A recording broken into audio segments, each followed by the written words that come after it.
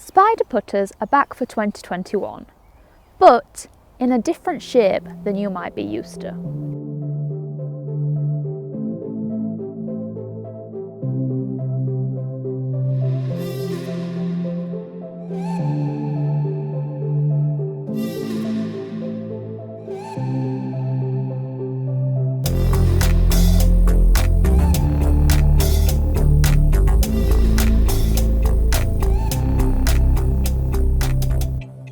So this is the new Spider SR, and if you hadn't guessed by the name, this was strongly influenced by last year's Spider S.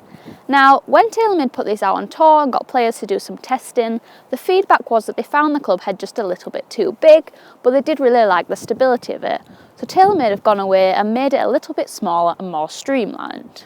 Instead of this large tungsten weighting at the back here, we've got two smaller weights in here, and these can actually be adjusted to affect the swing weight of the club so people can really dial in this to their stroke.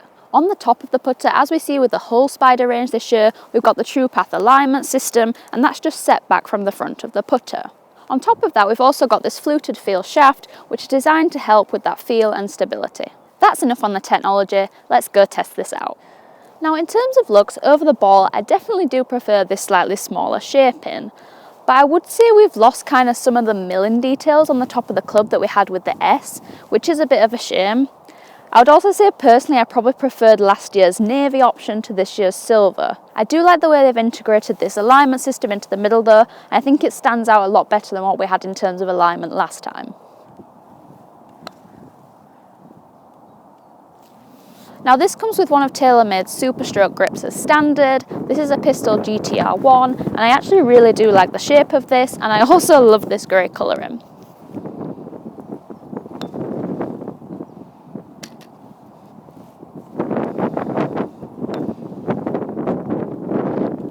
Making quite a high-pitched sound.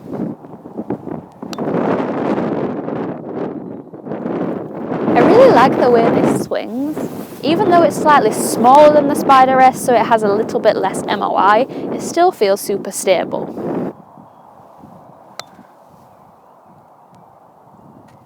Always good when you hole a few putts with it as well.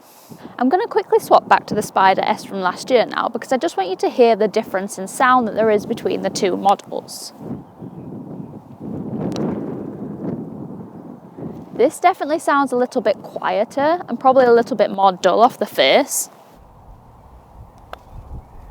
Then you can hear there, this is a lot higher pitched. I'm not really sure which I prefer, but it's definitely quite a big difference. Now the face inserts look pretty similar to last year to me, so I wonder if that change in sound is literally just coming down to this difference in shaft.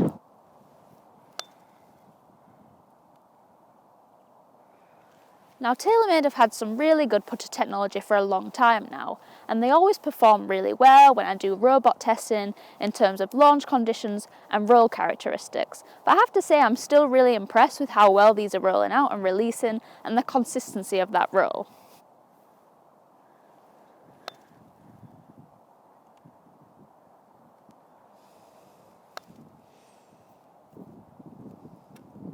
Now, having something that's consistent and rolls out nicely is obviously key to helping you with that pace putting, and if that was the result I was getting out on the course, I'd be pretty damn happy. Now for me, when it comes to picking a putter, alignment is one of the biggest factors that's going to help me make that choice. Now I love this true path alignment system that TaylorMade have included in this, and it also runs across the whole Spider range this year, which I think is great. Now the reason I like it so much on this model is because you have that black solid line that you can match up to the line on your ball if that's what you choose to use. I do use a line on my ball, so it sits really nicely and matches in with that, and then the white on each side almost matches in with the golf ball and really frames that ball in the centre of the putter. And I just think that looks really good to the eye and really helps you line up.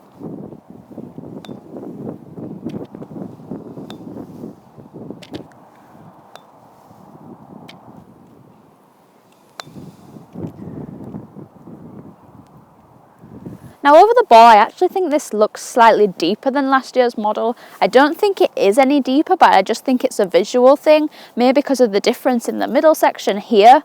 But for me, it actually makes me have some more confidence and feel like I can strike the middle of the club.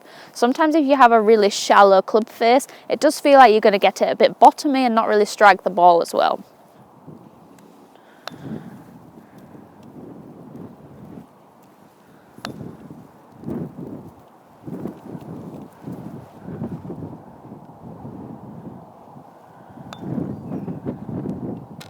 Definitely got used to that higher pitch sound now, and it's not really bothering me. And I have to say, I'm rolling this pretty nicely.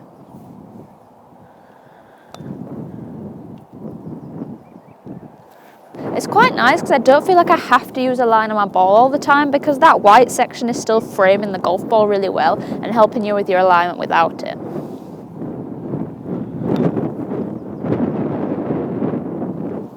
I'm giving myself that.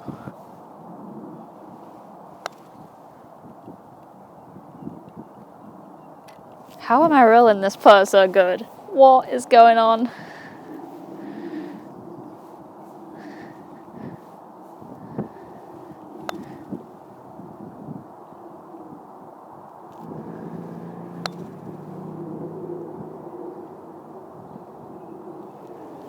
That was pretty good, wasn't it? I can't really believe how many long-range putts I managed to hold then. Although at first the looks of this weren't necessarily for me, I was seriously impressed with the performance here. The alignment aids were definitely my favourite feature here. I just found this so easy to line up, whether I chose to use a line on my golf ball or not. And I really like the fact it can be used for either, because I do like to not use a line on my ball when I'm pace putting and further out, and then I can use that line and focus on it when I need it for holing out. Although there's less tungsten in this than what we saw in the Spider S and slightly less MOI, I still felt like this was really stable and it just swung really nicely throughout my stroke. I was also super impressed with the consistency of the roll we got, both on my shorts and my long putts. I think if people try this out, you're really going to fall in love with the performance, especially given the fact it's a slightly smaller club head, which lots of people are going to prefer. The only thing I think people potentially might not like is that slightly high-pitched tinny noise off the club face, but for me the performance was just so good, it wouldn't really bother me. Right, that's all for today. What did you think of the Spider SR putter? Would you put it in play? Let me know in the comments below, or drop me a line on Twitter or Instagram. If you're new to the channel, make sure you hit that subscribe button and turn on notifications too. And if you're after more golf content, head over to the National Club Golfer social media channels for more.